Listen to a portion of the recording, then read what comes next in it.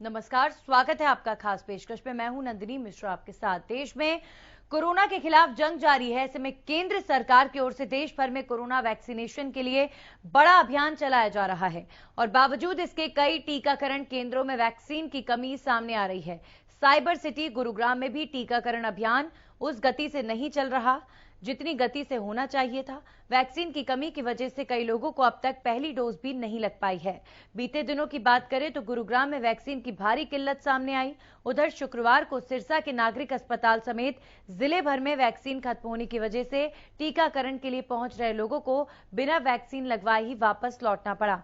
हालांकि नागरिक अस्पताल में दोपहर तक करीब 150 लोगों का टीकाकरण किया गया, लेकिन इसके बाद वैक्सीन खत्म होने के चलते बाकी लोगों को वैक्सीन नहीं लगाई जा सकी। टीके की कमी की समस्या सिर्फ हरियाणा प्रदेश में ही नहीं बल्कि देश के दूसरे राज्यों में भी इस तरह की समस्याएं सामने आ रही हैं।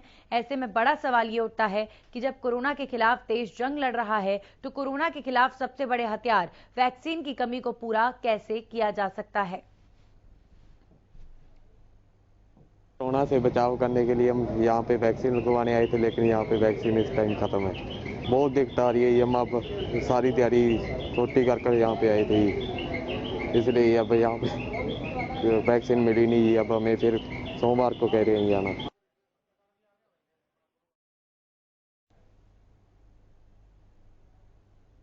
तो इस खबर पर ज्यादा जानकारी के साथ हमारे सहयोगी अमित तिवारी सिरसा से हमारे साथ जुड़े हैं। अमित, इस समय प्रदेश के कई जिलों में देखा जा रहा है वैक्सीन की कमी है। अगर ऐसे में मैं सिरसा की बात करूं तो वैक्सीन की खबर वहां से भी आ रही है, क्या तस्वीर? बिल्कुल नंदिनी, पूरे प्रदेश की तरह सिरसा में भी वैक्सीन की कमी है और अधिकारी जो है स्वास्थ्य विभाग के वे भी इस कमी की बात को स्वीकार करते हैं। अगर शुक्रवार की बात करें तो काफी लोग जो वैक्सीन लगवाने आए थे लेकिन वहां वैक्सीन थी नहीं, इस वजह से उन्हें बैरंग लौटना पड़ा वैक्सीन नहीं होने के चलते। और अगर बात करें ओवरऑल वैक्सीन के कैंपेन की तो सिरसा में जो है वो 8,32,000 के आसपास जो है वो टारगेट रखा गया है, लेकिन अभी तक टारगेट जो है वो करीब 50% भी अचीव नहीं हुआ है। तो ऐसे में कमी का सहज ही पता लगता है। और हालांकि जो पब्लिक जो जितने भी जो एनजीओज हैं, धार्मिक संस्थाएं हैं सिरसा की, वे इस कड़ी में बड़ी आगे हैं, इस काम में बहुत आगे हैं। वे पहले से ही अपनी वैक्सीनेशन कैंप बुक रखते हैं, लेकिन वैक्सीन नहीं होने की वजह से उनके कैंप नहीं लग पा रहे, देरी से लग पा रहे हैं। अगर सिरसा की बात करें तो डिमांड भी काफी रहती है, लेकिन जो तकरीबन 20,000 आज भी नहीं लगेगी और रविवार को वैसे भी नहीं लग पाएगी।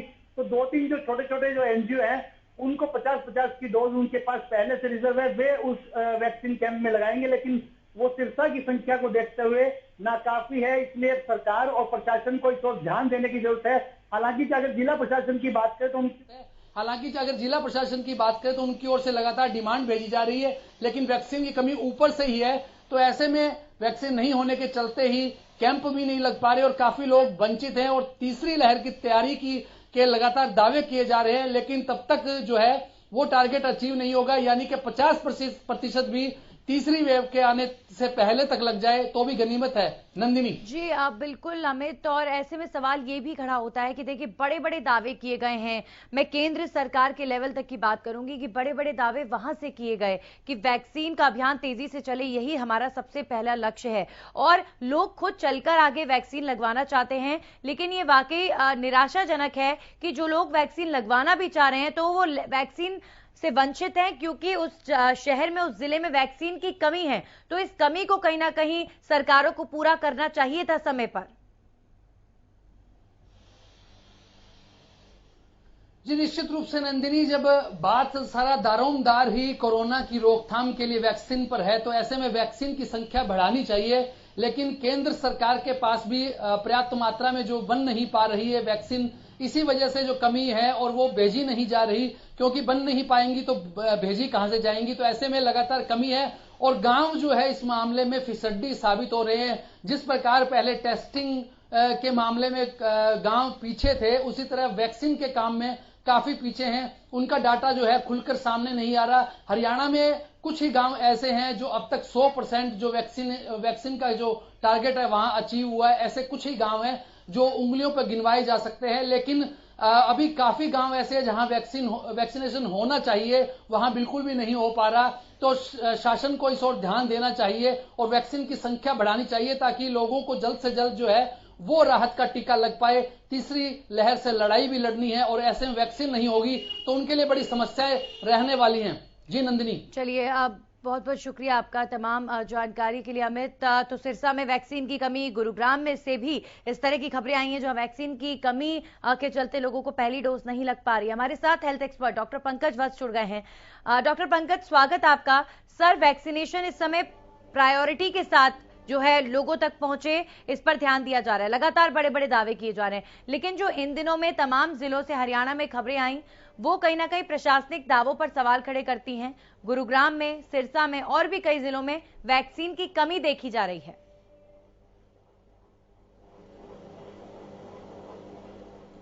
देखिए, वैक्सीन की कमी इसलिए नजर आ रही है कि अलॉटमेंट जो वैक्सीन की हो रही है वो पूरे कंट्री के हिसाब से अलॉटमेंट्स होती है जी। और पूरे कंट्री में वैक्सीनेशन अभी भी लगभग 2.5-3 करोड़ वैक्सीन जो है वो स्टेट्स के पास उपलब्ध है। लेकिन हरियाणा में क्योंकि टारगेट्स जल्दी से पूरे किए जा रहे हैं, वैक्सीनेशन कैंपेन तेजी के साथ चलाई जा रही है, इसलिए ये अभी टेम्परेरी जो है वो हमारे पास वैक्सीन खत्म हो गई लगता है। और लेकिन आशा है, अभी सुनने में आया है कि कुछ वैक्सीन और आ जाएगी और जो वैक्सीन उपलब्धता है वो पूरे देश में अगस्त सेकेंड हाफ में इम्प्रूव होने की स्थिति में होगी। उसके बाद से शायद वैक्सीनेशन ड्राइव तेजी के साथ चलेगा। तो अभी केवल सिरसा में ही नहीं, गुड़गांव या केवल हरियाणा में नहीं, लगभग पूरे देश में ही इस तरह की स्थिति है कि कहीं ना कहीं वैक्सीन कई स्टेट्स में कई जिलों तक नहीं पहुंच पा रही है। लेकिन अगस्त के सेकेंड हाफ तक जो है ये स्थिति नॉर्मल हो जाएगी। लेकिन यहाँ खुशी की बात यह है कि अधिक से अधिक लोग लगाना चाहते हैं, जागरूकता बढ़ी है, ये अच्छी बात है। जी जी बिल्कुल। लेकिन डॉक्टर पंकज, लगातार अगस्त में जो कई एक्सपर्ट्स हैं उनके दावे तीसरी वेव को लेकर हैं कि अगस्त में तीसरी वेव का पीक आ सकता है, और ऐसे में तीसरी वेव के डर के बीच वैक्सीनेशन की कमी होना कहीं ना कहीं ये डर को और ज्यादा बढ़ाता है, क्योंकि वैक्सीनेशन जो है इस समय सबसे ज्यादा जरूरी है। और अगर गांव के लोग खुद आगे बढ़कर वैक्सीनेशन चाह रहे हैं तो ग्रामीण अंचलों में जो है वैक्सीन की सबसे ज्यादा कमी देखी जा रही है। तो ग्रामीण अंचल, क्योंकि हमारा जो देश है वो 60-70% ग्रामीण अंचलों से ही बना है, तो गांव में जो है ज्यादा जोर दिए जाने की जरूरत है अभी फिलहाल। देखिए, कहीं ना कहीं जब हम सामाजिक प्रेशर में आते हैं और विशेषज्ञों की सलाह जो है वो पृष्ठभूमि से दूर हो जाती है तो बहुत दिक्कत हो जाती है। पहले विशेषज्ञों ने राय दी थी कि एल्डरली पीपल में और कोमॉर्बिडिटी के लोगों को दिया जाए, फ्रंटियर लाइंस वालों को दिया जाए, हेल्थ वर्कर्स को दिया जाए, और उसके बाद 44 साल से ऊपर दिया जाए। लेकिन प्रेशर, सामाजिक प्रेशर इतनी तेजी के साथ बढ़ा, मीडिया में प्रेशर इतनी तेजी के साथ बढ़ा कि सरकार को ये फैसला, अनचाहा फैसला लेना पड़ा कि 18 साल से ऊपर सभी लोगों को वैक्सीन लगाई जाए। तो स्वाभाविक रूप से फैसला लेना सरकार के हाथ में था, लेकिन उस लेवल पे वैक्सीन उपलब्ध कराना, वैक्सीन बन पाना, मैन्युफैक्चरिंग उसकी होना, क्योंकि उसके लिए विभिन्न तरह के रॉ मटेरियल की आवश्यकता भी है। रॉ मटेरियल भी बाकी देशों से इम्पोर्ट होता है, अमेरिका से भी इम्पोर्ट होता है। अमेरिका खुद सब में जूझ रहा है तो वहां से रॉ मटेरियल मिलने में भी दिक्कत आ रही है। तो ऐसी परेशानियां होना स्वाभाविक था जब ये डिसीजन लिया गया कि 18 साल से ऊपर सभी को लगा दिया जाए। इसके कारण से ये परिस्थिति आई है। जहां तक तीसरी वेव की बात है, अभी मुझे नहीं लगता कि तीसरी वेव का खतरा ज्यादा आने वाला है, क्योंकि अभी जो लेटेस्ट सर्वे हुआ है उसमें लगभग 2/3 पॉपुलेशन जो है, जो सर्वे में चेक किया था इन्होंने, वो उसमें से एंटीबॉडीज मिली हैं। यानी 100 लोगों में से 60, 62, 63% तक लोगों में जो है वो हर एज ग्रुप में, बच्चों से लेके बुजुर्गों तक, ये जो सीरो सर्वे के पॉजिटिव रिपोर्ट्स आई हैं कि इसमें एंटीबॉडीज मिली हैं। तो उससे लगता है कि केवल 40-50 करोड़ लोग ऐसे हैं जो जिनमें एंटीबॉडीज नहीं डेवलप हुई है, और ये पूरे हिंदुस्तान में फैले हुए हैं। तो जरूरी नहीं कि थर्ड वेव आएगी और बहुत प्रभावी रूप से हिंदुस्तान में आ सकेगी। चलिए, आशा हम यही करते हैं डॉक्टर पंकज की जो बात आप कह रहे हैं वही सच हो, क्योंकि देश ने बहुत बुरा समय देखा है और जिस तरह की परिस्थितियां सेकेंड वेव में बनी, उससे डरने की जरूरत भी है। भले ही तीसरी वेव को लेकर अजम्पशंस किसी भी तरह के आए डॉक्टर पंकज कि तीसरी वेव आएगी, तीसरी वेव नहीं आएगी, कोरोना को लेकर या कोरोना के म्यूटेट होने को लेकर, कोरोना के नए नए वेरिएंट्स को लेकर कुछ नहीं कहा जा सकता। एक डॉक्टर होने के नाते आप ये मानते हैं? स्वाभाविक रूप से बहुत ही डिसीव करने वाला वायरस होता है ये। हमारे आंकड़ों को परिवर्तित कर सकता है। इसके म्यूटेशन करने पर हमारा कोई कंट्रोल नहीं है। वो तो म्यूटेशन करते करते वो म्यूटेशन जो है वो किस रूप में आएगा, ज्यादा संक्रमण करने वाला होगा, थोड़े संक्रमण करने वाला होगा, ज्यादा साइन सिम्टम्स होंगे, सीरियस साइन सिम्टम्स होंगे, हल्के साइन सिम्टम्स होंगे, इसके बारे में हमारा कोई कंट्रोल नहीं है। तो ये तो म्यूटेशन के वक्त होते हुए ही कुछ चीजें डिसाइड होंगी। जी बिल्कुल। डॉक्टर पंकज, वैक्सीन की कमी एक तरफ लगातार पूरे देश में, वहीं सरकार पर, चूंकि ये थोड़ा पॉलिटिकल सवाल है लेकिन एक हेल्थ एक्सपर्ट होने के नाते आपकी राय भी जरूरी है कि सरकार पर आरोप लगते रहे हैं कि जो सरकार का मैनेजमेंट रहा केंद्र सरकार का वैक्सीन के प्रति, वो मैनेजमेंट विपक्ष जो है पूरी तरीके से गलत बता रहा है। राहुल गांधी लगातार ट्वीट्स के जरिए सरकार पर निशाना साध रहे हैं कि इन्होंने विदेशों में वैक्सीनेशन क्यों भेजी जब देश को जरूरत थी। इस समय एक एक वैक्सीन जो है बहुत ज्यादा जरूरी है, और जो मैनेजमेंट अभी आने वाले दिनों के लिए मोदी सरकार का है उसको लेकर भी सवाल खड़े कर रहे हैं कि ये जो दावे कर रहे हैं वो तो पूरे हो ही नहीं रहे हैं। तो ये जो बातें विपक्ष की तरफ से कही जा रही हैं, मैं विपक्ष के इन आरोपों पर आपकी राय नहीं लूंगी, लेकिन हाँ, जो ये बातें कही जा रही हैं, क्या इनमें आपको एक हेल्थ एक्सपर्ट होने के नाते फैक्ट्स नजर आते हैं? देखिए, हिंदुस्तान में रहने वाले लोगों को इस तरह की बात करना मेरी समझ से परे है।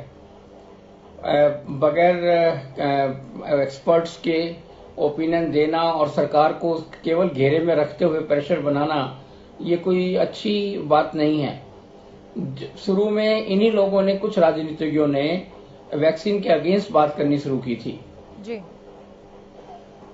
कि किसी ने मोदी वैक्सीन कहा, किसी ने कुछ कहा, उसके कारण लोगों को वैक्सीनेशन लगवाने में इंटरेस्ट नहीं था।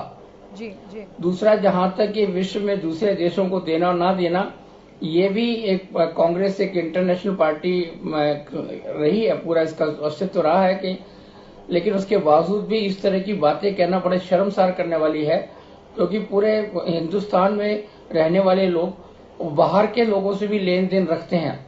तो ऐसे में अगर WHO के नाते कुछ लिमिटेशंस हैं, कुछ डायरेक्शंस हैं, जिसके तहत जिन देशों के पास वैक्सीन है उनको दूसरे देशों के साथ भी इसको सहयोग करना पड़ता है। जी, जी। और दूसरा ये है कि जैसे मैंने आपको थोड़ी देर पहले कहा कि 18 साल वाला जो डिसीजन लिया गया, ये डिसीजन भी इसी तरह की उल्टी सीधी अनल बातों के कारण ही लिया गया। अदरवाइज जिस तरीके से प्लान्ड तरीके से, एक्सपर्ट्स की ओपिनियन के तरीके से जिस तरीके से चीजें की जा रही थी, उसको वो अगर उसी तरीके से चलते रहते, मतलब देश के तो अंदर आज जो ये इतनी दिक्कत नहीं पॉलिटिक्स हुई, आती। वैक्सीन पर जो पॉलिटिक्स हुई, आप ये कह रहे हैं कि उसका असर हमारे वैक्सीनेशन अभियान पर पड़ा है? बिल्कुल बिल्कुल पड़ा है, बेहद तौर पर पड़ा है। जी, कैसे, एक बार बताइए।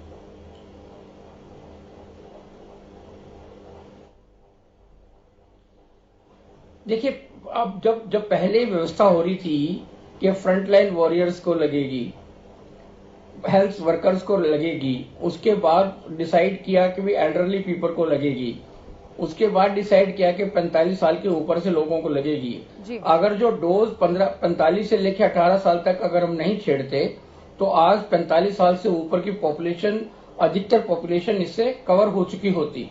जी।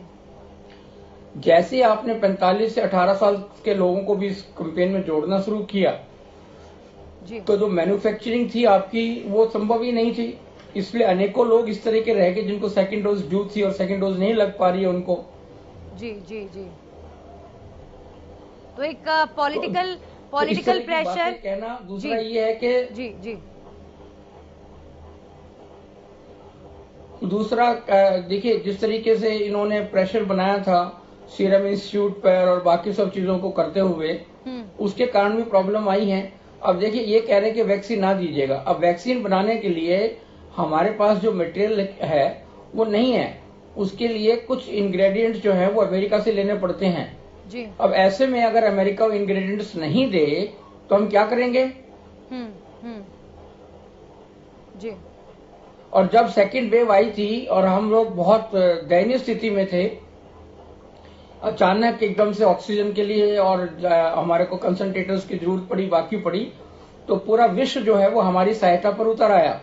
वो तभी संभव था जब हमने उनकी तरफ पहली लहर के दौरान हमने हेल्पिंग हैंड्स बढ़ाए थे जी।